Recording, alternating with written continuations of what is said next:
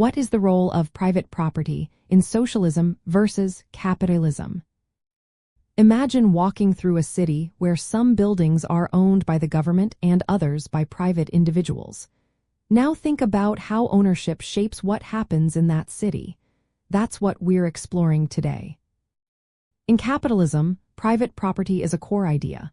People or companies own land, factories, and businesses. They decide how to use these assets and keep the profits they make. This setup encourages people to invest, innovate, and grow their wealth. If you own a shop or a factory, you can expand it, sell it, or improve it as you see fit. The government's role is mainly to protect your ownership rights and keep markets open. In socialism, the focus shifts. Socialists believe that productive assets like land, factories, and large businesses should not be owned by individuals for profit. Instead, these should be owned collectively or by the state. The idea is that resources should serve everyone, not just a few owners. Personal property, like your clothes or your home, is still okay because it's for individual use.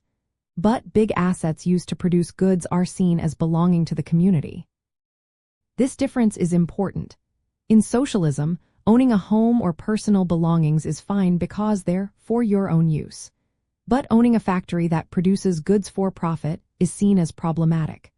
Socialists argue that private ownership of such assets leads to inequality and exploitation. When a small group controls the means of production, they can influence politics and society unfairly. Modern debates often focus on how much private property should be allowed. Many democratic socialists support some private ownership but want strong rules. They suggest high taxes on wealth and inheritance, limits on how many properties someone can own, and regulations to prevent land or housing speculation.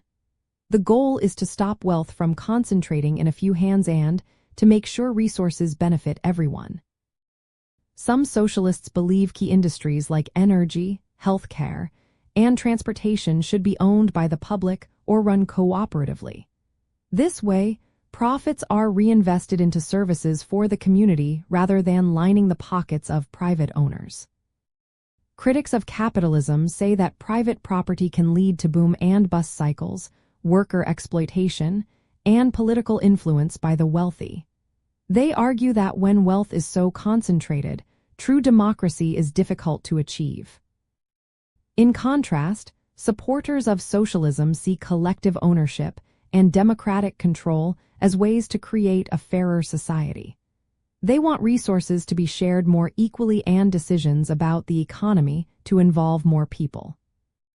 So, in the end, private property in capitalism is about individual rights and profit, while in socialism, it's about balancing personal ownership with collective control to promote fairness and equality.